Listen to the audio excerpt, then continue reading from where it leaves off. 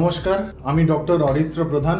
Infertility এবং IVF Saranya হসপিটালে আমরা শরণ্যা ফার্টিলিটি সেন্টারের মাধ্যমে বন্ধ্যাত্ব রোগকে বর্ধমান থেকে দূর করার চেষ্টা করব। আমরা প্রতিনিয়ত এখানে test tube baby, ICSI, IVF এবং আইইউআই এর পরিষেবা আপনাদের জন্য আনবো। আমি এখানে প্রতিদিন উপস্থিত থেকে নিজের থেকে আপনাদের কাছে এই পরিষেবা পৌঁছে দেওয়ার চেষ্টা করব।